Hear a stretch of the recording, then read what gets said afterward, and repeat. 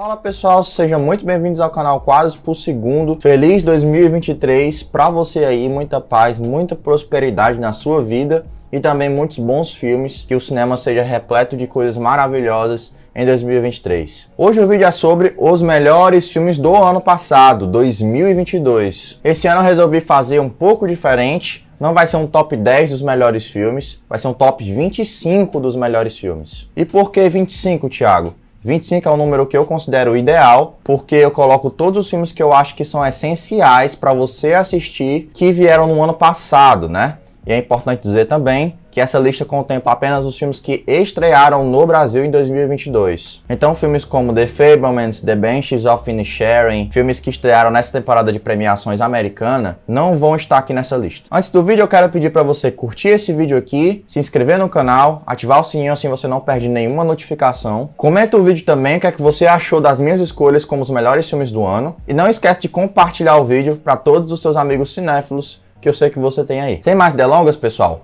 bora pro vídeo. Para começar esse vídeo aqui, pessoal, eu vou primeiro falar sobre as minhas menções honrosas, aqueles filmes que ficaram em vias de entrar nessa lista do top 25, mas acabaram não entrando por alguns outros critérios que eu adotei. Vamos começar por Apollo 10,5, o novo filme do Richard Linklater que estreou lá na Netflix no início do ano. Apollo 10,5 é uma daquelas animações do Linklater, que aí quem conhece, por exemplo, filmes como Waking Life ou O Homem Duplicado, são animações do Linklater na tecnologia de rotoscopia, que é uma tecnologia diferente de animação. E eles fazem bastante questionamentos sobre a nossa vida em si, né? Sobre a nossa vivência, sobre as nossas experiências. O Waking Life faz isso de uma forma mais poética, o Homem Duplicado faz isso como uma grande ficção científica. Já o Apollo 10,5 tem um pouco dos dois. Ele tem um pouco de poesia, de experiências, né, da juventude do Linklater. E ele também traz uma ficção científica sobre um garoto que é escolhido pela NASA para participar de uma expedição espacial e ir conhecer a Lua. Esse filme é muito divertido, é muito bacana de acompanhar e está disponível lá na Netflix. O próximo filme que eu quero falar também é A Viagem de Pedro, da Laís Bodansky. A Viagem de Pedro é um filme que trata da viagem do Dom Pedro I do Brasil até a Europa para enfrentar o irmão dele e recuperar o trono de Portugal. O filme ele desmistifica essa imagem heróica do Dom Pedro I e mostra ele como um ser humano muito falho. E o filme trata de outras questões como a escravidão de uma forma mais livre, de uma forma mais poética, dando mais espaço a esses personagens e tratando dessas dinâmicas sociais complexas que a gente tinha nesse período. A direção, a fotografia, a trilha sonora é tudo de altíssima qualidade, portanto, vejam A Viagem de Pedro, o novo filme da Laís Bodansky. É muito bom. A próxima menção honrosa que eu queria deixar para vocês é o filme Marte 1, o filme escolhido pelo Brasil para tentar uma vaguinha no Oscar. Infelizmente ele não conseguiu. Marte 1, ele é um filme que se aproxima muito mais da nossa realidade, da realidade do brasileiro. E ele trata principalmente dos sonhos, dos conflitos familiares que esses sonhos trazem também. E de você sempre acreditar nesses sonhos e nunca esquecer deles. Sempre tentar realizá-los, por mais difíceis que eles possam parecer. O filme do Gabriel Martins foi um sucesso de público no ano passado. Então é um filme que está sendo muito prestigiado aí por todo mundo. E é muito bonito também. Eu acho que vale a pena você assistir. Próxima menção honrosa já estava nos meus vídeos de melhores filmes de terror de 2022. Vai para X, o filme do Ty West. Ele é um pouco parecido com Marte 1 no sentido de ele ser um filme sobre sonhos, sobre mulheres sonhadoras que querem ter um espaço, né, na carreira delas de atrizes. Só que a diferença é que elas não querem ser atrizes convencionais, elas querem ser atrizes do conteúdo adulto. E é claro, essa premissa ela vai causar vários questionamentos interessantes sobre moralidade, que é muito bem explorado pelo diretor, além, é claro, de um terror muito bem dirigido, muito bem conduzido, de uma atmosfera de tensão muito boa e de cenas bastante memoráveis. X é um bom filme de terror que vale a pena você conferir também. O próximo filme da lista é Pleasure, filme de estreia da diretora sueca Ninja Thyberg. O filme também vai falar sobre a indústria do entretenimento adulto, mas dessa vez ele vai colocar, de fato, a personagem principal dentro dessa indústria. E a gente vai acompanhar o quão difícil é para uma atriz querer vingar dentro dessa indústria, né? O tanto de abusos, sejam morais ou sejam sexuais, que ela vai sofrer lá dentro. E é claro, também vai nos dar uma dimensão do quão difícil é você chegar ao estrelato e do quanto de humanidade você tem que deixar pelo caminho para poder chegar lá. Ele tem várias cenas assim que são um pouco pesadas, então se você tem um pouco de gatilho com isso, não assista esse filme.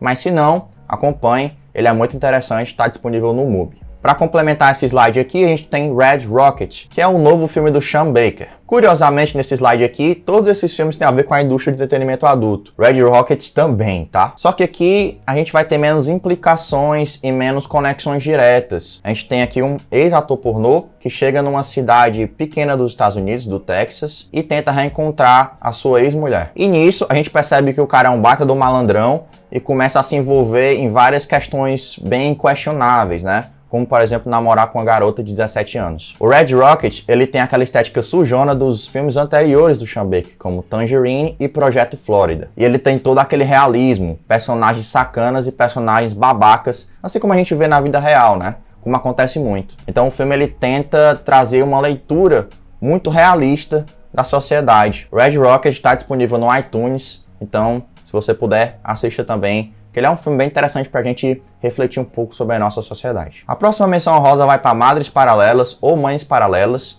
o filme que estreou aproximadamente em fevereiro do ano passado aqui no Brasil. A história de Madres Paralelas fala sobre uma mulher que está prestes a ter o seu filho no mesmo hospital que outra mulher que ela acaba conhecendo lá. Essas duas mulheres acabam trocando seus filhos na maternidade e isso as une de uma forma diferente, gerando dramas característicos da filmografia do Almodóvar. E é claro, o diretor acaba tocando em um tema muito importante para a sua filmografia, a maternidade e as relações interpessoais entre mulheres. O filme ele é bem dirigido, bem escrito pelo Almodóvar e também tem muito sobre a sociedade espanhola, né? Sobre as pessoas que morreram lá na Guerra Civil. O filme também explora bastante da humanidade desse povo espanhol, né? Que resistiu a essa barbárie que foi a guerra. Se você curte o cinema do Pedro Almodóvar, ou se você não conhece, mas quer conhecer, eu acho que Mães Paralelas é um bom ponto de partida. Indo agora para Glass Onion, um mistério Knives Out. Novo filme do Rian Johnson ainda, a franquia Entre Facas e Segredos. O Glass Onion, apesar de estar tendo muitas críticas positivas, ele também está sendo um pouco questionado por muitas pessoas. Principalmente porque o filme, ele é uma sátira muito ácida e ele é um pouco mais vaziado em termos de conteúdo em relação ao anterior. Isso é feito propositalmente pelo Rian Johnson,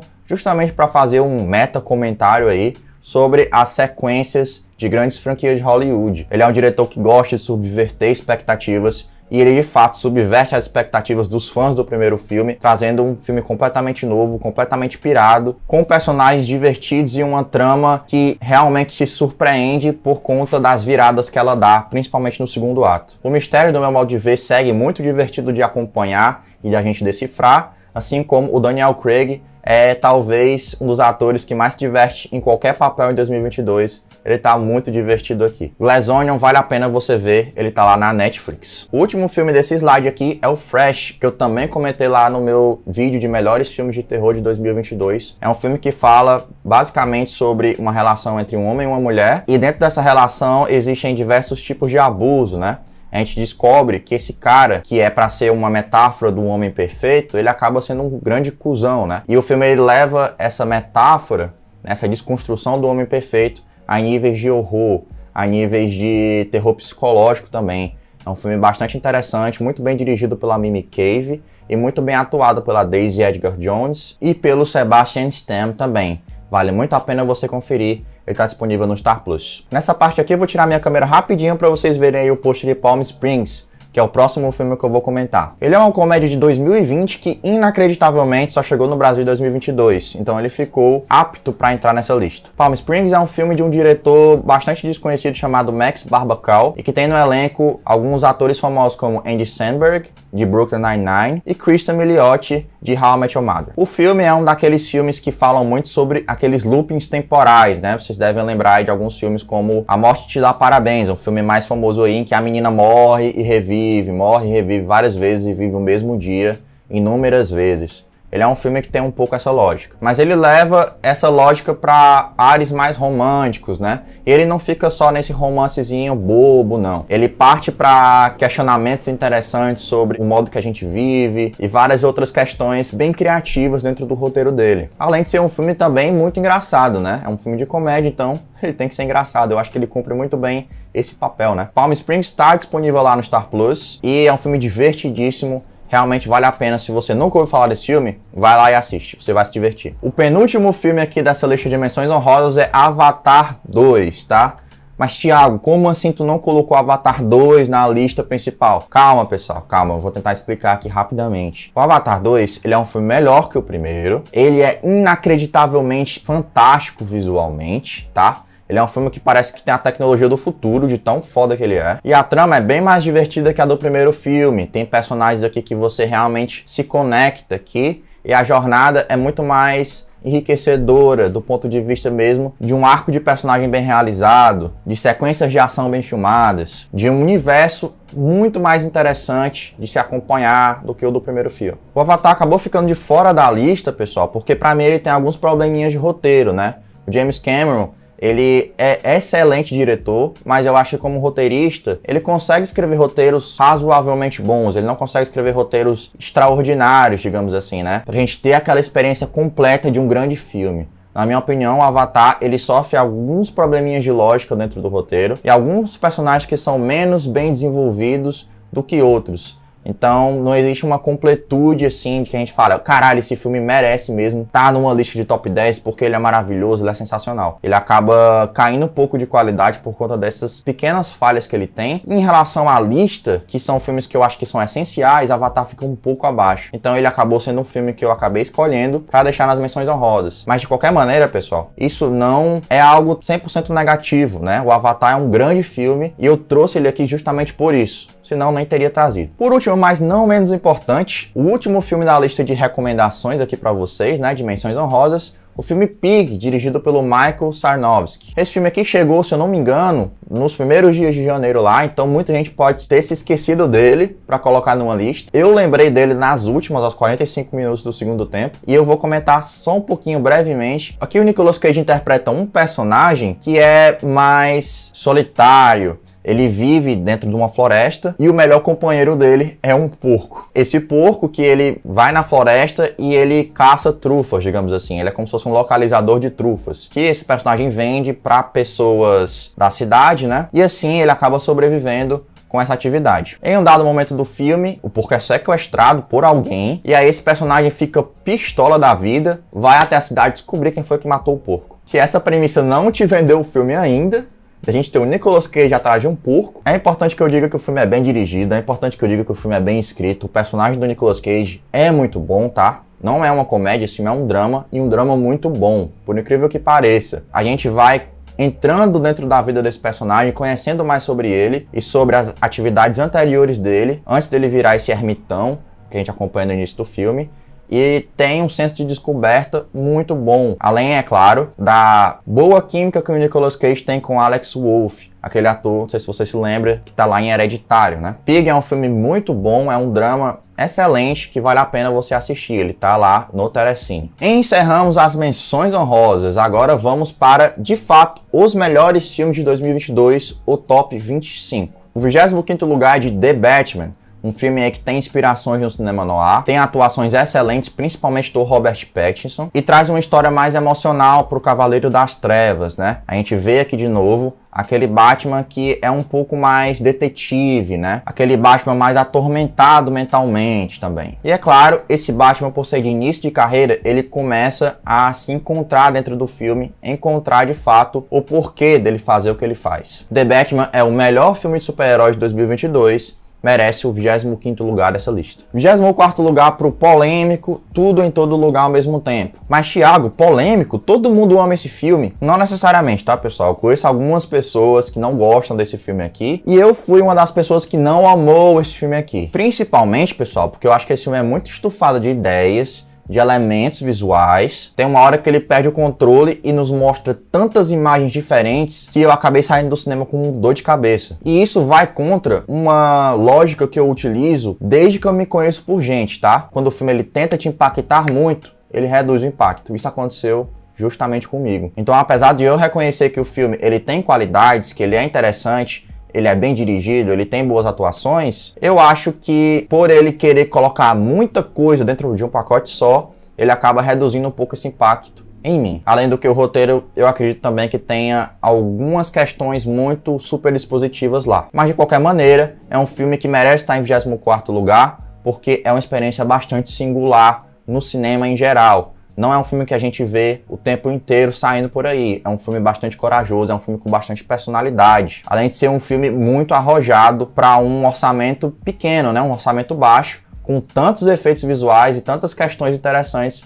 pra gente acompanhar. Um filme que a Michelle Yeoh brilha o tempo inteiro. É por tudo isso que eu acho que esse filme merece estar um pouco mais abaixo na lista, mas mesmo assim eu reconheci o bom trabalho feito nele em 24º lugar. 23º lugar para Titane, o filme vencedor da Palma de Ouro em Cannes, dirigido pela Julia Ducournau. Esse filme aqui, pessoal, ele é muito visceral, principalmente nos primeiros minutos. Ele tem muito body horror, que é uma marca registrada da diretora Julia Ducournau. E ele é um filme que trata basicamente sobre a experiência feminina, né? Sobre a experiência de medo que a mulher passa em muitos momentos de sua vida. E ele trata dessa experiência, dessas relações bastante erráticas com os homens e com a figura paterna principalmente, de uma forma muito bombástica, né? De uma forma que vai muito além do que a gente está acostumado a ver. Titane é bastante interessante visualmente e ele tem dois, digamos assim, atos diferentes. O primeiro ato é esse que ele explora mais esse horror e no segundo ato ele acaba sendo um drama mais familiar, mais de reaproximação entre filha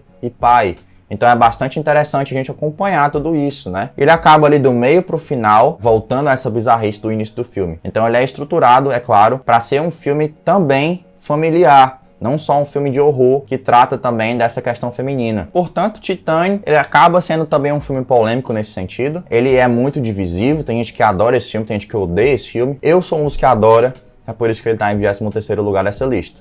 Titane tá lá na MUBI, se você quiser assistir, vai lá. 22º lugar para Nada de Novo no Front, o filme alemão aí que tem impactado vários espectadores lá na Netflix. Nada de Novo no Front é baseado em um livro de mesmo nome, né? Que tem várias adaptações para o cinema. Essa aqui é uma adaptação alemã e fala basicamente sobre a experiência desumanizadora da guerra, né? Você tem vários jovens aí que acabam deixando suas famílias, muitas vezes a contragosto da própria família, para ir para a guerra, para lutar pelos seus ideais. E nisso eles acabam descobrindo que aquela experiência é totalmente desumanizadora e que aquilo acaba transformando a vida deles para sempre e que, principalmente, né, não era necessário. Tudo aquilo não era necessário. O filme deixa isso bastante claro. Também é muito importante pontuar que esse filme é muito bem dirigido pelo diretor Edward Berger, porque a gente consegue sentir toda a tensão que é você estar no fronte de batalha, de você ter que matar um soldado inimigo, de você lutar com todas as suas forças para sobreviver a todas as adversidades possíveis. Nessas cenas de batalha, o filme se transforma em um grande thriller,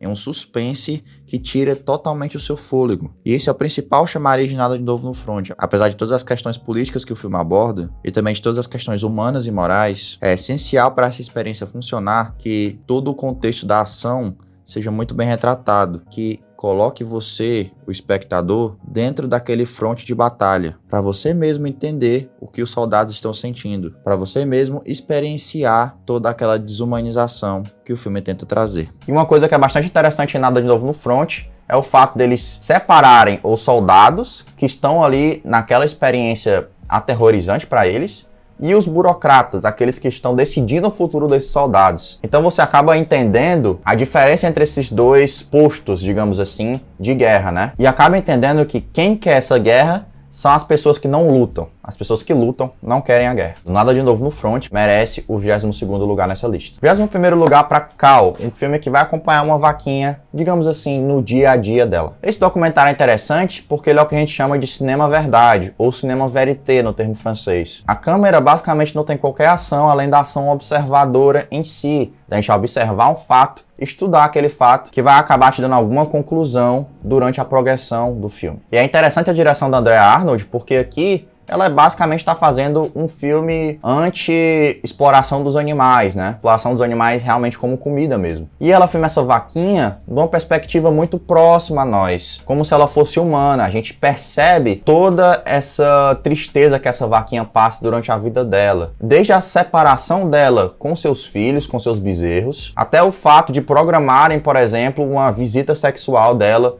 com outro boi. Então a gente acaba acompanhando uma história que é muito análoga à história humana em si, né?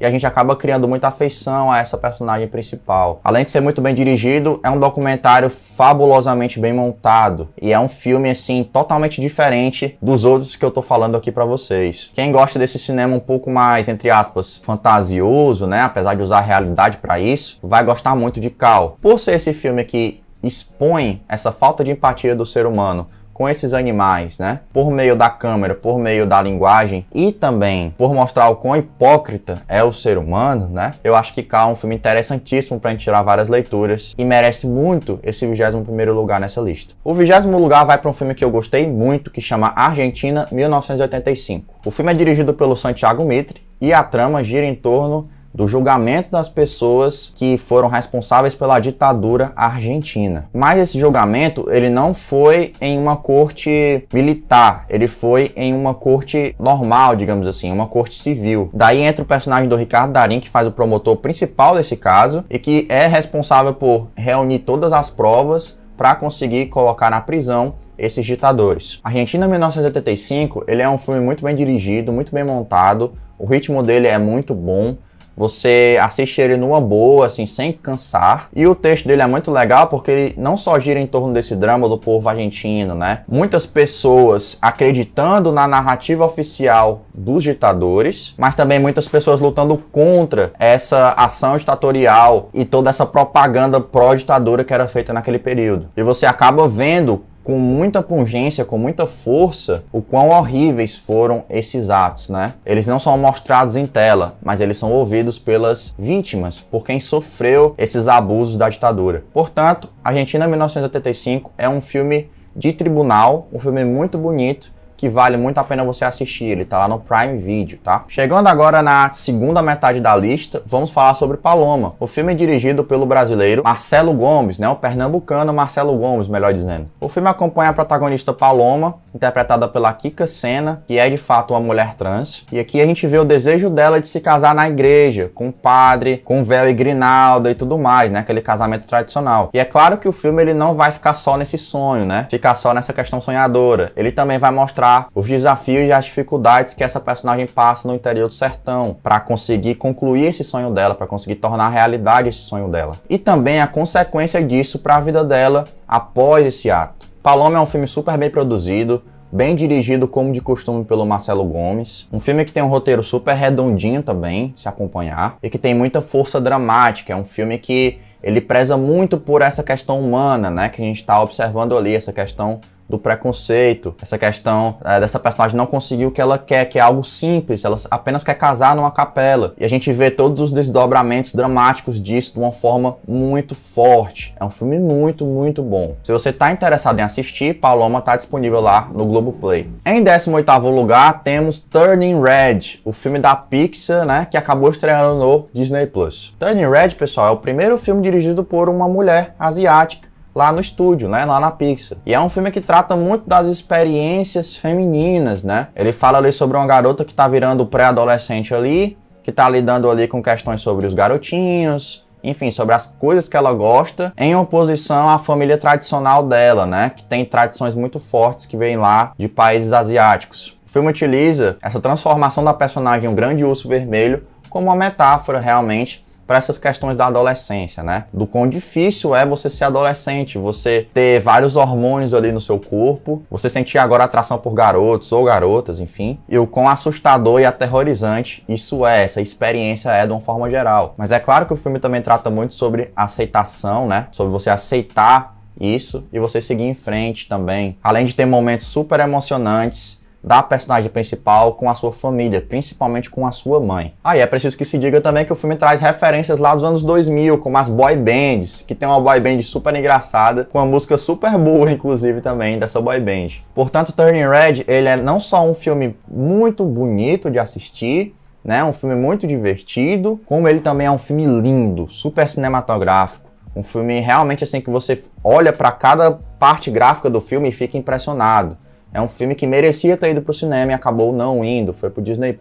Mas isso não é empecilho para eu colocar esse filme na lista aqui e dar um destaque maior a ele, tá? Número 18, Turning Red. Em 17º lugar, temos Descendant. Esse documentário dirigido pela Margaret Brown, fala de uma população lá em Mobile, Alabama, que é descendente das pessoas que estavam no navio Clotilda, dos escravos que estavam lá. Eles foram trazidos ilegalmente da África até o Alabama e foram escravizados também de forma ilegal. Nesse documentário a gente vê os esforços dessa população, desses descendentes, para conseguirem encontrar esse navio e para tornarem a história oral que eles sempre contaram em algo factual, em algo científico, para as pessoas verem que aquilo realmente existiu. O mais legal do filme é que ele é um documentário com uma estética mais comum, né? É algo que envolve entrevistas, por exemplo, filmagens de momentos históricos e tudo mais. Mas ele faz isso de uma forma a gente ouvir das pessoas a sua própria história. Não é a diretora narrando, não é ela criando uma narração dela própria, criando textos, nem nada disso. Ela escuta as pessoas que estão diretamente envolvidas com isso e trazem todas as suas memórias, todas as suas culturas e tudo o que remonta a vida delas ali naquele lugar. Então ele não é só um filme importante pelo tema, como também é um filme importante pela forma com que ele é realizado, com o cuidado em que ele é realizado. Se você ficou curioso para ver Descendants, vá lá na Netflix, que ele é um filme que precisa muito ser visto. Em 16º lugar temos Era Uma Vez o Gênio, um novo filme do George Miller, diretor de Mad Max. O Era Uma Vez um Gênio, pessoal, é um filme que ele tem uma escala um pouco menor do que os Mad Max e do que os outros filmes, normalmente, do George Miller. Ele é basicamente uma conversa entre um gênio e a própria Tilda Swinton, né, que é a protagonista. Uma conversa entre gênio e humano. Dentro dessa conversa, a gente vai vendo todas as experiências que o gênio passou durante a vida dele. Ele vai contando essas experiências para a protagonista. E ali, durante essa contação de histórias, digamos assim, a gente percebe uma construção de personagens que é interessante, porque ela é muito discursiva. São personagens muito inteligentes, então eles estão sempre se questionando sobre a própria humanidade deles, sobre qual papel que o amor tem dentro da vida deles também. E o filme se transforma em um romance que ele acaba fugindo um pouco do moralismo clássico das histórias de gênio, né? Porque essa história está sempre naquele velho dilema de você precisar contar uma moralzinha no final, né? E o gênio sempre se lascar. Mas no fim desse filme aqui, o George Miller ele consegue reverter um pouco isso e trazer uma mensagem de esperança e de amor que é muito bacana, que é muito bonita. Então ele subverte um pouco essas histórias clássicas de gênio e traz aqui um filme sobre histórias, sobre contação de histórias e sobre o amor vencendo qualquer outro tipo de coisa, né? O amor que liberta, não o amor que prende. Isso é muito, mas muito bonito mesmo. É um filme que me deixou extremamente emocionado e tocado no cinema. E é um filme muito bonito de se assistir, tá? Muito bonito visualmente, que eu digo também. Além de ter um roteiro que pra mim funciona em todos os níveis. Portanto, Era Uma Vez um Gênio é um filme que merece estar nesta lista aqui. E assim, se eu forçasse um pouquinho a mão, eu poderia colocar ele até mais acima, tá? Mas eu acho que tem filmes melhores que ele, então não tem como colocar acima. Porém, merece muito o lugar onde ele está. O 15º lugar vai para Flea, A Fuga. Essa animação fez muito sucesso no Oscar do ano passado, esteve na categoria de melhor documentário e melhor animação, o que é algo bastante raro. E ela fala da experiência de um rapaz do Oriente Médio que precisou fugir do seu país por conta da guerra e acabou indo parar na Europa. E esse protagonista desse filme aqui, ele tá sempre em fuga, por isso o nome Flea. Não só em fuga do país dele para outro país com outra cultura que não pertence a ele, como também porque ele é gay e ele sempre precisa fugir da sociedade, das pessoas ruins da sociedade, da própria família dele que mora naquele país da Europa. Isso até o personagem, de fato, querer falar para um documentarista, né? Para um filme que está sendo feito sobre ele ali. E ele expõe tudo ali com uma verdade muito grande. Flea é um filme belíssimo, um filme que com certeza merece ser visto, apesar de ele não ter tido muito marketing, de muita gente não saber da existência dele. Vale a pena, procure Flea. Eu acho que ele está disponível aí em algum aluguel digital, na Amazon, não tenho certeza. Mas dê uma pesquisada que vale muito a pena. 14º lugar vai para Fire of Love. Esse filme aqui, dirigido pela diretora Sarah Dossa, é um filme do National Geographic, tá? Então você deve se perguntar, tá, mas um filme do National Geographic não é aquelas coisas para passar em escola e tudo mais, bem educativas, por que um filme desse estaria numa lista como essa? Para minha surpresa, esse filme aqui, ele não é apenas educativo, apesar de ele ter os seus momentos educativos também. Ele é um filme construído pela diretora Sarah Dossa com uma narrativa de amor.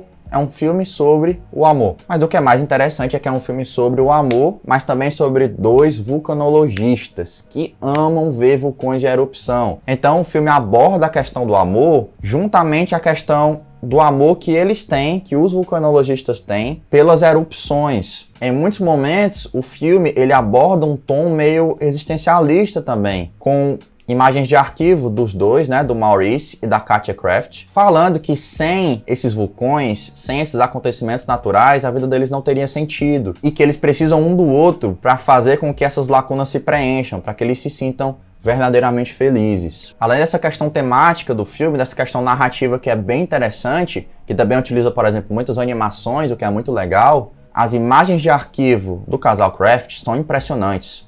São várias das imagens mais belas que eu vi em 2022. É algo que realmente te deixa de queixo caído, pessoal. Você vê tantos vulcões de erupção, que é um espetáculo visual sem igual. Tudo isso envolto sobre uma camada, é claro, muito sentimental. Portanto, se você gosta de um documentário criativo, um documentário belíssimo em questão de imagem, que vai te surpreender sem dúvida nenhuma, e um documentário também que é mais sentimental, é mais emocional, vale a pena você ver Fire of Love, tá? Ele está disponível lá no Disney Plus. Estamos chegando perto do top 10, mas agora vamos falar do top 13, que é RRR. O filme indiano que é sensação da Netflix e da temporada da crítica. Dirigido pelo S.S. Rajamouli, RRR é um filme daqueles que é um espetáculo constante. Ele é uma carta de amor ao anticolonialismo e à luta pela liberdade do povo. E é claro, ele faz isso abordando temas muito caros para a sociedade indiana, como por exemplo os massacres e humilhações constantes que os ingleses fazem lá no território. No seu núcleo, RRR é também um filme sobre amizade, um filme muito bonito sobre amizade e sobre duas pessoas que, juntando as suas forças, conseguem combater qualquer adversidade. Além, é claro, de ser um filme assim muito bem dirigido, tá? Com cenas de ação inacreditáveis. Cenas de ação enormes, que acontecem uma porrada de coisa, tem muita câmera lenta nesse filme aqui, mas é tudo muito bem utilizado, é tudo muito bem empregado.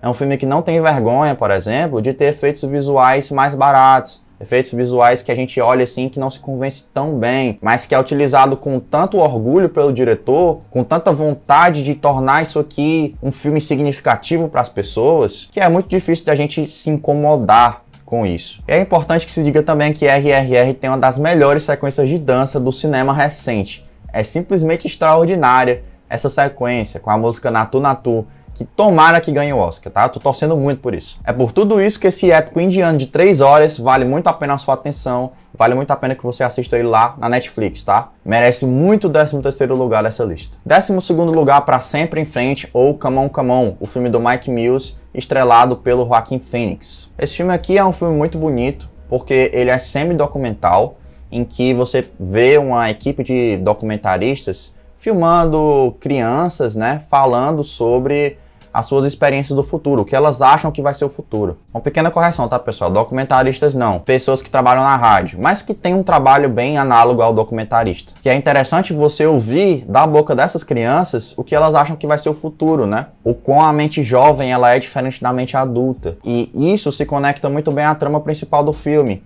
em que o Joaquin Phoenix tem que ficar com seu sobrinho durante um tempo. E o seu sobrinho é um menino bastante danado, que faz coisas ali que deixam qualquer um meio maluco, mas que acaba se apegando muito. E você vê essas indas e vindas dessa relação, é algo muito belo, é algo muito bonito. Além, pessoal, desse menino também ensinar uma lição muito valiosa pro personagem do Joaquin Phoenix, né? A de que, por mais que a gente sofra bastante com coisas que a gente passou na nossa vida, a gente precisa sempre seguir em frente. Até por isso o nome do filme é Come On, em inglês, e Sempre em Frente em português. A gente precisa criar novas conexões com novas pessoas e pensar de fato no futuro, assim como a juventude pensa no futuro também, nessa fase mais documental que o filme apresenta. Então essa mistura entre o documental e entre a ficção, ela se borra em vários momentos diferentes. Além do que o filme tem uma estética preto e branco, diz muito também sobre uma visão pessimista do personagem do Joaquin Phoenix em relação ao futuro. E como ele está sempre preso a acontecimentos passados da vida dele. É uma fotografia linda, é algo visualmente muito belo, mas que remete ao passado, mas que remete a uma prisão do personagem. É um filme que, sem dúvida, é bastante sentimental, é bastante significativo pela poética que ele traz. Além, é claro, de um roteiro super bem pensado, super bem escrito e de uma direção super sensível do Mike Mills. É por isso que esse filme aqui está em 12º lugar na lista e quase, por um triz, ele não ficou no top 10. Sempre em frente, está disponível lá no Prime Video. O 11º lugar dessa lista, assim, quase no top 10, mas por um triz, é Spencer. O filme, dirigido pelo Pablo Larraín e estrelado pela Kristen Stewart, é um filme basicamente centrado na personagem da Lady Diana. Ele acontece durante um tempo em que ela vai passar lá as festas com a família real em um grande palácio que parece mais uma grande prisão do que um grande palácio. O diretor Pablo Larraín, ele não só estuda a personalidade da Lady Diana, como ele também faz uma leitura muito precisa de como é você estar dentro da família real, de como você precisa seguir protocolos ridículos, de como você não pode ser você mesmo por trás daqueles panos ali, perto daquelas pessoas. Essa constante sensação de enclausuramento causada pelo diretor é complementada por cenas aqui que lembram muito Mother, o filme lá do Aronofsky, por exemplo. A gente sempre vê o rosto da protagonista em primeiro plano, sempre vê a câmera bem focado nela. Então é muito difícil para Kristen Stewart atuar nesse filme aqui, porque demanda muito dela. Demanda muito de um esforço de atuação dela. Demanda muito que você veja as expressões dela. Mas ao mesmo tempo que você vê essas expressões, você também tem que entender que aquilo é algo mais interno. Então é uma atuação muito mais difícil do que você gritar, do que você espernear, do que você fazer algo mais expansivo. Fazer atuações mais introspectivas é muito mais complicado.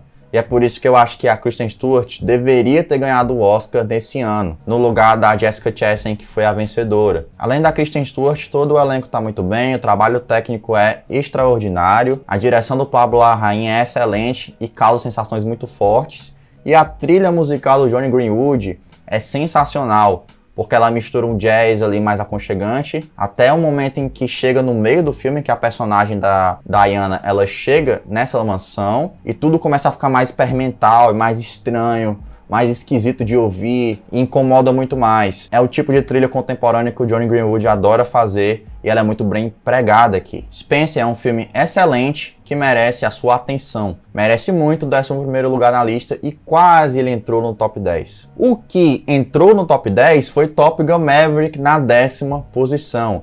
E pessoal, que filme maravilhoso. Eu tenho críticas sobre esse filme aqui no canal, em que eu falo absolutamente tudo o que eu penso sobre ele, em que eu destrincho muito mais o filme do que esses comentários aqui. Mas o que eu posso falar para vocês nesse vídeo é que é um filme que é uma experiência visual extraordinária. Não só visual, como também sonora. É um filme que tem uma edição e uma mixagem de som brilhantes. Você escuta esses aviões como se você estivesse dentro deles. Além do que, as novas tecnologias permitem ao diretor Joseph Kosinski a fazer um filme mais dinâmico dentro dos aviões. Você tem primeiro plano dos pilotos, você tem planos aéreos dos aviões girando e fazendo aquele balé lindo. Você tem câmeras próximas às asas dos aviões. Enfim, vários ângulos que permitem à montagem fazer algo muito dinâmico e muito interessante para o espectador. Não só isso, como o roteiro é super bem escrito também. O roteiro, ele traz vários elementos clássicos de Top Gun e traz novos significados para muitos deles, tá? Não só referenciar por referenciar, fazer uma referência bonitinha só por isso, mas ele também dá um sentido narrativo para essas referências,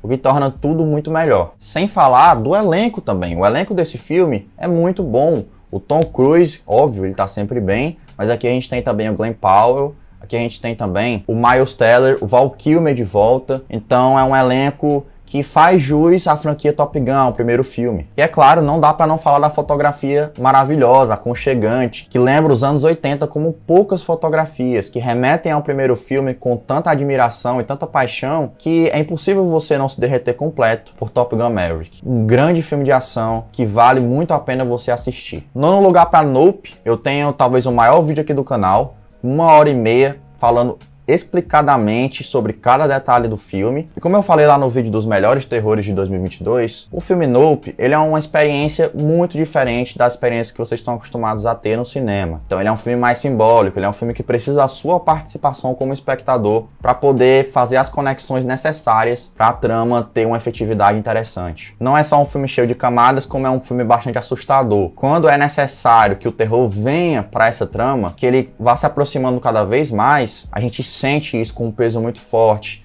que vai desaguar no final apoteótico, no final extraordinário. A direção de Jordan Peele, a fotografia do Hoyt van Hoytema, que é extraordinária, é linda, e também todo o elenco, tudo isso é sensacional, é feito com um esmero único dentro do gênero, dentro do cinema, eu diria também. E o filme é um espetáculo que vale a pena ser visto na maior tela possível, né? Nope. 9º lugar. 8º lugar para outra grande experiência de cinema, Moonage Daydream, o documentário do Brett Morgan sobre a lenda David Bowie. O que é bastante interessante no Moonage Daydream é que ele não é um documentário clássico sobre a vida de uma pessoa. Ele é uma colagem de vários momentos que são explicados pelo próprio David Bowie em entrevistas que ele deu e tudo mais, em imagens de arquivo muito bonitas, muito bem manuseadas ali para serem um espetáculo meio alienígena. E essas imagens, elas servem também como uma própria ligação dos momentos da vida do Bowie, dos momentos artísticos e pessoais que o artista passou durante a sua vida. Então você tem um filme que começa lá no auge do Bowie com Ziggy Stardust e vai passando por várias fases e vários momentos diferentes da vida desse artista, sempre intercalando imagens de arquivo feitas de uma forma super interessante visualmente, com momentos ao vivo também, com apresentações. Pessoal, uma coisa que a minha fala acabou não fazendo muito jus é como o documentário ele consegue ter todo um discurso poético em torno da vida do Bowie. O documentário ele cava muito fundo dentro das ideias que o Bowie tinha sobre a vida, sobre as questões existenciais, sobre o show business, sobre a forma como ele de tempos em tempos adquiriu uma nova visão de como se viver e de como isso pautou a vida de um dos grandes artistas que a gente já teve na história. E tudo isso com momentos dignos de David Bowie, da estranheza de David Bowie. Quando eu falo momentos alienígenas, é como o diretor ele consegue fazer alguns cortes, né? Fazer repetições, por exemplo, da figura do Bowie com diferentes cores. Como ele consegue pegar uma explicação do Bowie de como ele fez uma música e transmitir para a tela aquele processo criativo meio insano que o cantor tinha, misturando partes da música com cores e tudo mais. E até o momento em que ele aborda de fato o Major Tom, né, que era um personagem importante pro Bowie. E aí ele vai pro espaço com imagens do espaço e intercala com vídeos do Bowie. Então tudo isso gera um espetáculo experimental que é digno da persona e do artista David Bowie integralmente. E é super interessante ver não só essa trajetória humana do Bowie, como também essa trajetória artística super plural e também super criativa que o camaleão do rock teve aí nessa passagem pela Terra. E é importante que se frise também que essa foi talvez uma das grandes experiências que eu tive no IMAX em 2022. Um filme extraordinário, vejam Moonage Daydream. Em 7º lugar temos Pinóquio, do Guillermo del Toro, um filme que estreou na Netflix no final do ano. O Pinóquio, pessoal, ele é um filme que ele pega a mitologia do personagem, que já existe, que já tem várias adaptações, e traz uma história bastante original que se passa ali no período do fascismo lá na Itália. Portanto, o Guillermo del Toro faz um filme antifascista, ele faz um filme também que faz a gente refletir sobre como estava a sociedade italiana naquele período, sobre como as vilas viviam em constante medo, e toda essa jornada do personagem ganha contornos sociais e políticos muito adultos, tá? Mas ao mesmo tempo, os sentimentos que estão envoltos aqui são universais, os sentimentos muito grandes de um pai para um filho, por exemplo, os sentimentos de perda, os sentimentos de você buscar o seu lugar no mundo, como o Pinóquio faz, e até mesmo os momentos em que o filme se desvia disso e vai para um lado mais sobrenatural, mais onírico. É tudo muito impressionante visualmente, é tudo muito bonito,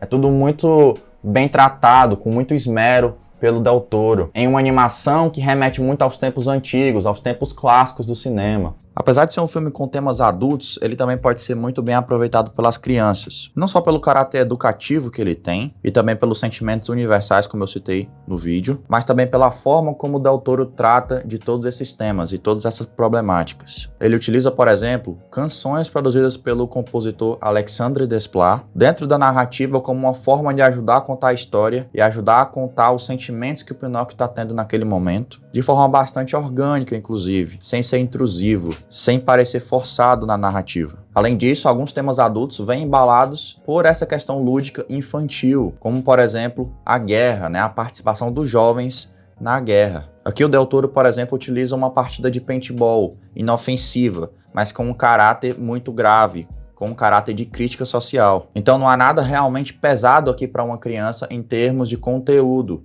apesar dos temas serem algo mais adulto e algo mais reflexivo também para os pais, digamos assim. E o Del Toro falou recentemente numa entrevista que todas as movimentações e as ações desses personagens, elas têm um quê humano ali, porque elas são falhas, são personagens que vão esbarrando em coisas, que vão caindo, porque eles têm que transformar esses bonecos em atores ali, em seres humanos, em pessoas que falham. Então a maneira como esses personagens se movimentam dentro do espaço é uma maneira humana, mais próxima da humanidade do que seria se a gente tivesse movimentos limpos, movimentos mais planejados. É por todo esse esmero técnico e narrativo desse filme, por toda a emoção com que ele traz para você, que Pinóquio do Guillermo del Toro é para mim uma das grandes experiências de 2022 no cinema. E para mim um filme que vai se tornar clássico logo logo. Portanto, se você ainda não teve esse privilégio de ver Pinóquio de Guillermo del Toro na sua casa, assista porque tá facinho lá na Netflix. E também vou deixar a recomendação para você ver o documentário, o Making Of, que tem também na Netflix,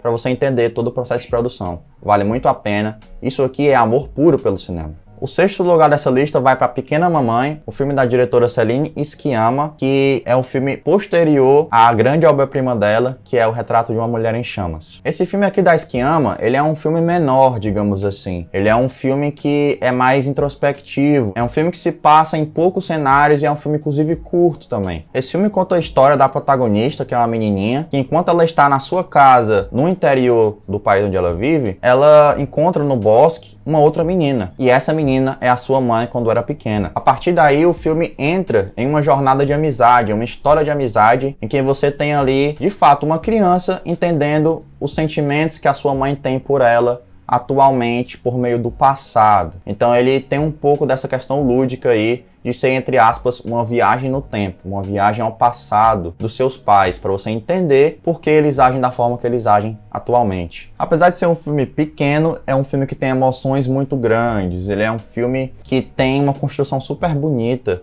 entre essas duas personagens e entre filha e mãe também. A direção da Celine Sciamma aqui, dirigindo essas crianças, criando essa amizade e também brincando juntas e entendendo que elas se amam ali, né? Que elas precisam se amar, né? Por ter esse laço de mãe e filha, é muito interessante, é um contexto muito bacana de você pensar uma relação entre mãe e filha, muito diferente do que a gente está acostumado a ver. Eu acho que boa parte da beleza desse filme aqui, pessoal, tá na simplicidade das ações, na simplicidade do drama que ele traz, que ele carrega. Por ele ter essa proposta diferente de mostrar uma mãe conhecendo uma filha na mesma idade, ele ali iguala as duas em termos de dramas também com seus próprios pais, né? Em termos de tentar entender o que cada uma sente, em termos de buscar novamente essa conexão entre mãe e filha. E principalmente quem tem esses problemas familiares, quem tem esses problemas com a mãe, ou mesmo com o pai, vai ser muito mais tocado aqui por essa proposta da Sciamma, que é muito menos classuda do que O Retrato de uma Mulher em Chamas, por exemplo, que é muito menos complexo do que fazer um filme de época, mas que dentro da sua introspecção tem um grande valor ali, tem uma grande honestidade ali de sentimentos. Então é um filme que vai te tocar muito mais pela simplicidade dele do que necessariamente por ele ser super complexo tecnicamente e tudo mais. Então eu penso que esse filme aqui, por todo o simbolismo que ele traz, por todas as emoções que ele traz, e também por ser um filme muito sutil, com bastante sutilezas narrativas, eu costumo pensar que esse filme aqui é uma pequena obra-prima, assim como a sua duração, assim como o seu título, Pequena Mamãe também. Esse filme tá lá no Amazon Prime Video. Chegamos ao top 5, o quinto filme dessa lista aqui vai para A Pior Pessoa do Mundo, o filme do Joaquin Trier. Esse filme aqui ele trata basicamente sobre questões cotidianas nossas mesmo, das nossas vidas, os relacionamentos, as complexidades das nossas relações com as pessoas que a gente encontra durante a nossa vida e como o amor ele não é fácil de lidar, né? Como o amor muitas vezes ele se perde no meio do caminho, mas você sempre vai lembrar daquela pessoa. E as suas atitudes, elas podem ter pesos muito grandes na vida das pessoas que você ama também. A humanidade é justamente isso. Por mais que você entenda o sentimento que é o amor, por mais que você entenda o sentimento que você tem por alguém, muitas vezes o impulso, a vontade de fazer algo, a natureza do ser humano é ir por outros caminhos que te façam se sentir mais vivo. E é justamente nessa dicotomia que Joaquim Trier sempre opera nesse filme aqui, com momentos que tem um lado mais fantasioso, mais fantástico, e com algumas leituras da sociedade que são bastante únicas e bastante interessantes também. E é importante a gente falar aqui também que o Joaquim Trier ele conhece tão bem a sua personagem que ele consegue entrar dentro da sua cabeça e explorar os seus sentimentos de forma cinematográfica. Então tudo o que a gente vê aqui que eu falei que tem um tom um pouco mais fantástico, como por exemplo, o tempo parar, para a personagem sair de uma situação em que ela não tá gostando, para tentar encarar uma nova paixão, para tentar encarar um novo amor. É como se o tempo ali para ela mentalmente parasse, para ela realmente reencontrar o ritmo dela, o ritmo que ela quer, o ritmo que ela precisa para ser feliz. E tem um outro momento também que o diretor ele dá uma dilatada no tempo. Ele usa uma câmera lenta lindíssima ali para mostrar como a personagem ela estava se sentindo ali extasiada por aquela relação com um determinado personagem em uma festa. Então são momentos de pura poesia visual, são momentos de pura poesia cinematográfica, em uma direção que eu considero uma das melhores do ano de 2022. Protagonizado por uma grande atriz que é a Renate Reinsve, em uma das grandes atuações de 2022, A Pior Pessoa do Mundo é um grande filme que você precisa assistir com urgência, tá? Vai ser uma porrada cinematográfica na sua cara. Em quarto lugar, um filme que estreou lá em janeiro, que muita gente até esqueceu que estreou em 2022, e estreou no Amazon Prime Video. Esse filme é The Green Knight, ou A Lenda do Cavaleiro Verde. Dirigido pelo David Lowery, esse filme aqui ele tem contornos de cinema épico, mas ele é diferente dos filmes épicos que a gente está acostumado a ver relacionados às lendas arturianas. Primeiro porque ele trata de um mito sobrenatural, né, que é a existência desse Cavaleiro Verde e de várias questões relacionadas ao misticismo também. E o filme basicamente trata da questão da honra. A gente acompanha o personagem do Dev Patel, que ele precisa ir até a floresta para dar a sua vida por conta de um ato de grandiosidade que foi concedido a ele pelo próprio Cavaleiro Verde, né, que é esse ser místico aí da trama. É a partir disso que a gente começa a pensar em várias questões sobre o que é ser humano. Será que a gente deve ceder ao desejo? Será que essa honra é algo realmente tão necessário da gente precisar manter? E no meio disso, várias criaturas fantásticas surgem no meio da trama. Uma atriz que faz uma personagem acaba encarnando outra personagem em outro contexto totalmente diferente. Então é um filme que ele tem ali algumas questões bastante experimentais no meio dele. E essa questão experimental que eu acabei de citar, ela tá muito relacionada a símbolos que a história vai trazer para te fazer refletir sobre momentos específicos da vida do protagonista. Então a cada nova simbologia aplicada pelo filme, trazido por meio de uma fantasia ali que ele aplica, a gente pensa em questões sobre a honra, que eu já citei, mas também sobre a ganância, sobre o desejo irrefreável do ser humano, sobre a covardia que cada um de nós tem dentro de si e sobre vários sentimentos que estão dentro desse protagonista, estão dentro da personalidade dele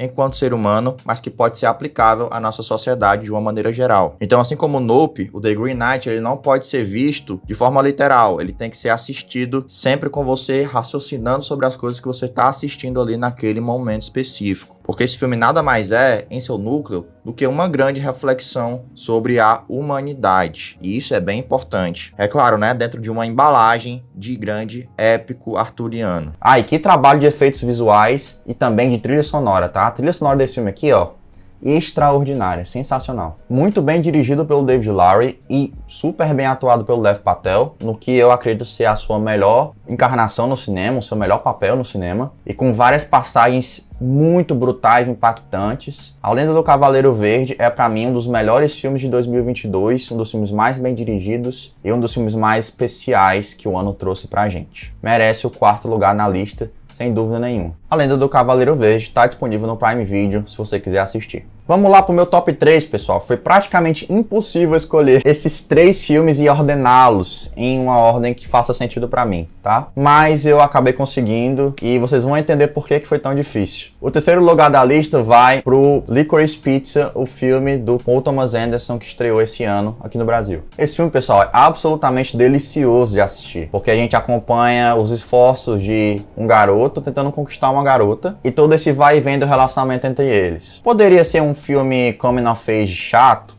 Poderia. Mas o Paul Thomas Anderson faz uma crítica super ácida ao mundo do entretenimento, ao chamado sonho americano, né? O American Dream, de você prosperar de qualquer forma, né? De você ter uma vida maravilhosa, uma vida rica, uma vida de sucessos o tempo inteiro. O filme tem um personagem aqui que tá sempre tentando empreender, mas tá sempre falhando. Tá sempre tentando ter alguma carreira em alguma coisa, mas tá sempre falhando. Então é uma crítica muito ácida a esse American Dream. Ele também tem uma crítica direta à política norte-americana, né? Principalmente às pessoas egocêntricas que estão lá. Além, é claro, de ser uma jornada super bacana sobre o amor, né? Sobre dois personagens que eles fazem uma força danada para se separarem, mas que eles sempre entendem que um vai estar lá pelo outro quando é necessário, quando eles precisam. E é a partir dessa compreensão que os dois entendem que um ama o outro e que eles devem ficar juntos de fato. E o que eu acho particularmente brilhante no texto aqui do Paul Thomas Anderson, desse filme, é que ele consegue estabelecer personalidades muito bem demarcadas para esses personagens. O personagem do Cooper Hoffman, por exemplo, ele é um menino muito egocêntrico, né? A sua juventude e a sua imaturidade fazem com que ele queira tudo pra ele. E fazem com que ele ache que tudo gira em torno dele, que ele vai conseguir sucesso a qualquer momento. Então ele tem esse tom ilusório da pessoa que acredita piamente que vai ter sucesso na vida, que vai conseguir atingir esse American Dream que eu comentei agora com vocês. Já a personagem da Alana Haim é uma personagem mais controlada pelo tradicionalismo dos pais. Além, é claro, de sempre se questionar a respeito de sua vida de repente não estar nos trilhos que ela deseja, e de ter um pouco de raiva de gostar de um garoto tão jovem e de andar com pessoas tão jovens e não ter aquela relevância, aquela importância dentro do mundo, dentro do universo que ela gostaria de ter. Então Licorice Pizza acaba também sendo uma jornada de autodescoberta. Além disso, o Licorice Pizza ele é também um filme sobre uma época, sobre um período,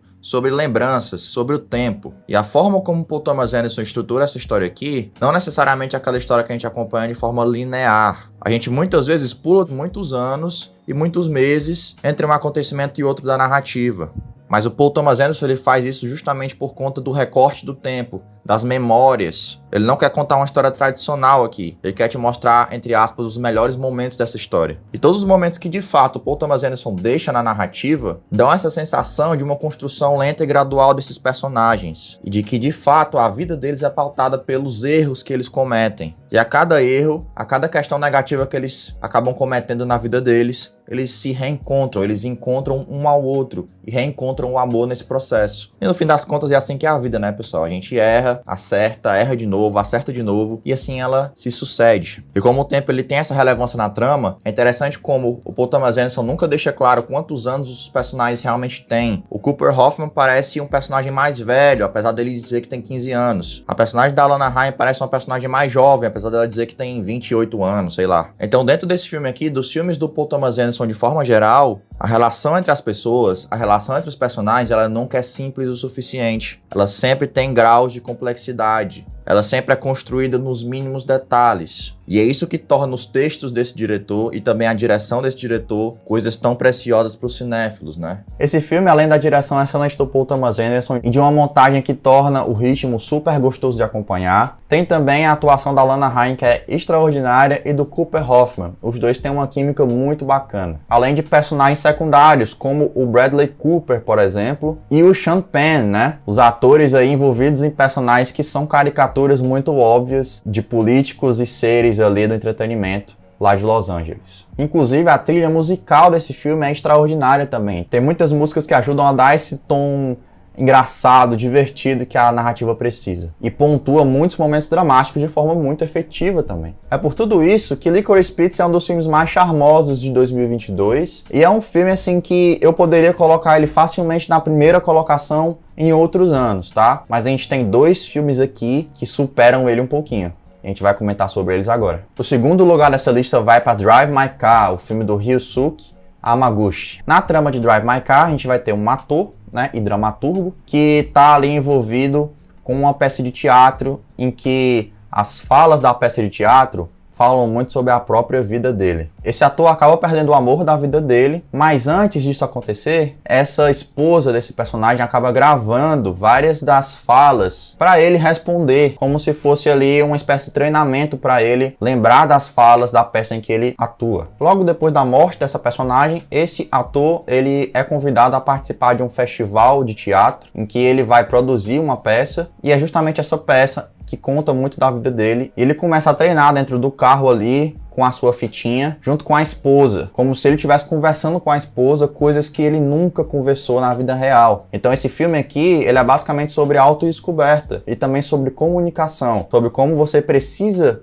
se comunicar com as pessoas que você ama, sobre as coisas que você está sentindo para não deixar elas morrerem de uma forma inconsequente, de uma forma que você não está esperando. Esse filme é quase uma experiência religiosa. Ele é 3 horas de bastante meditação, de bastante conversa consigo mesmo, que o personagem tem ali dentro do carro dele, que é quase também um personagem dessa trama, sobre reflexões de relacionamentos que a gente vive no presente. E é um filme que mergulha muito fundo na alma dos seus personagens. É também importante, pessoal, a gente entender que as escolhas estilísticas do diretor Hamaguchi, elas acabam sendo muito cruciais na forma como a gente percebe essa história, percebe essa trama. Nas cenas em que o protagonista, ele tá num carrinho dele vermelho, andando pelas ruas e recitando ali suas falas, falando com a sua esposa morta, se comunicando ali com alguém que ele não pode mais se comunicar na vida real, essas cenas elas são sempre filmadas com ângulos abertos, com um carro bem pequenininho ali, a gente acompanhando ele, dirigindo. Isso dá uma sensação muito clara que a gente está contemplando ali esse personagem conversando consigo mesmo. Isso entra em oposição a outros momentos em que a gente percebe que o Hamaguchi, ele entra dentro desse carro e ele faz ângulos mais fechados, quando ele precisa que o drama se acentue. Então o texto por si só, esses monólogos desse personagem,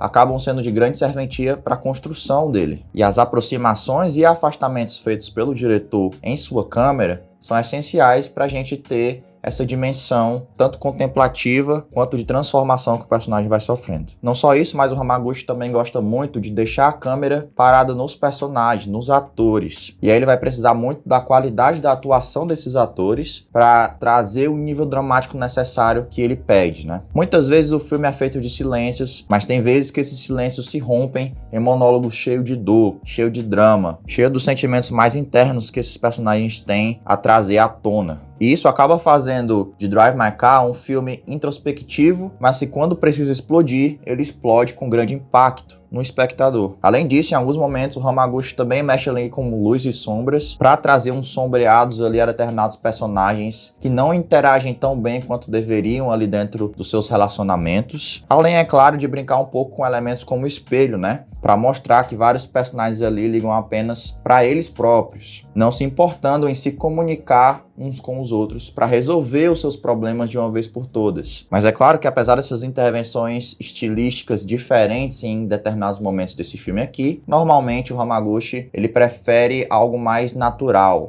e deixa o texto brilhar cada vez mais durante o filme. O final de Drive My Car é assim extraordinário.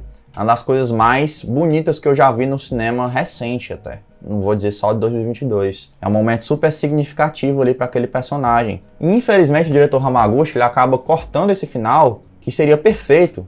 Seria o final para esse filme ser considerado uma obra-prima. E ele acaba colocando depois um epílogo, que na minha opinião é super desnecessário para contar uma coisinha a mais ali da trama. Então eu acho que é por isso que esse filme não ficou em primeiro lugar. Porque apesar de eu considerar ele brilhante dramaticamente, e também toda a questão do contexto humano que ele traz, né? Desse existencialismo que ele busca trazer, ele tem essa pequena falha no final e em alguns elementos do texto ali, principalmente no clímax. É exatamente por isso que eu não coloquei ele em primeiro. Mas esse filme aqui, eu acho que é um filme que vai ser lembrado como uma obra-prima no futuro aí, quando os estudantes começarem a rever, né? Os filmes de 2022. Além, é claro, dele ter ganhado também prêmios em Cannes, e também o prêmio de melhor filme internacional no Oscar de 2022. Se você não viu Drive My Car, fica aqui um aviso. Ele é um filme longo e um filme lento. Então você precisa estar nessa vibe meio contemplativa para poder curtir o filme, tá? Chegamos ao melhor filme de 2022. E ele é After Sun, o filme da Charlotte Wells. Esse filme narra basicamente um período ali em que uma criança fica com o pai né? Eles vão ficar de férias ali no resort e ficam juntos ali, se divertem e tudo mais. E no decorrer do filme você vai descobrindo que o personagem do pai dessa garota, ele tá quebrado, ele não tem perspectivas de vida e ele tem uma depressão muito pesada. Porém, a Charlotte Wells, em nenhum momento desse filme aqui, ela diz isso na sua cara, ela explicita isso. Você tem que pegar isso do contexto que o filme traz. E nisso também se constrói uma estética mais de vídeo VHS, né? Em que ele linka esses aparelhinhos que a gente usava para fazer aqueles videozinhos, né? Do início do período digital, a memórias, né? A afetuosidade. Então essa estética que por vezes parece mais contemplativa, que tem planos mais longos, que ficam em personagens específicos, que captam coisas estranhas que a gente não entende de princípio, mas fazendo conexões sobre o que aquilo pode significar para aqueles personagens, ela ganha um significado muito maior. É um filme que necessita também um pouco da sua participação, assim como o Nope, assim como o Drive My Car. Esses 3 filmes dessa lista aqui, eles têm isso em comum.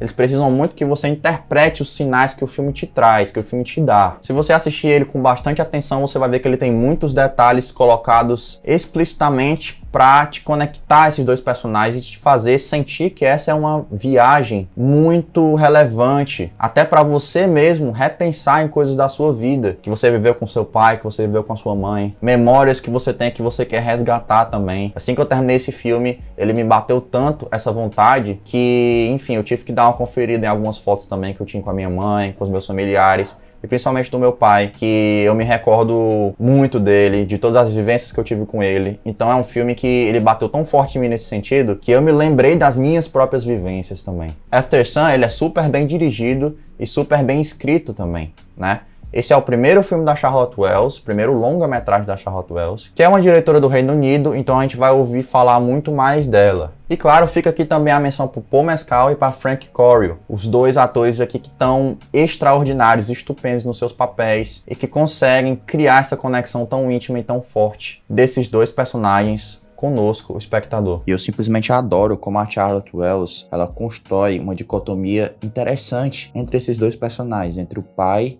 e a filha, porque a menina naquela fase da vida dela tá começando a descoberta sexual dela, né? Ela tá entrando ali numa fase da adolescência que ela começa a se interessar por garotos, começa a se interessar ali pelas coisas que a juventude faz normalmente. Então essa inocência que ela tinha em outras viagens passadas com o pai, ela tá se perdendo, ela tá se modificando. Enquanto que o pai, ele tenta ser tão feliz quanto ele era em viagens passadas. Mas aqui ele tá em um momento totalmente diferente da vida dele, em que ele tá sofrendo por diversas questões, mas ao mesmo tempo ele se agarra nesse amor pela filha para tentar esquecer um pouco disso e ter um momento proveitoso com ela. E é curioso porque o personagem do Paul Mescal, ele parece muito jovem e muito jovial. Inclusive, alguns personagens durante o filme acabam confundindo ele como um irmão da garota. E isso, dentro da minha leitura, acaba me falando que é um personagem que acabou tendo essa menina muito jovem e fazendo várias escolhas erradas na vida dele. E isso pode ter levado ele ao momento em que ele está agora, um momento mais de introspecção, um momento mais depressivo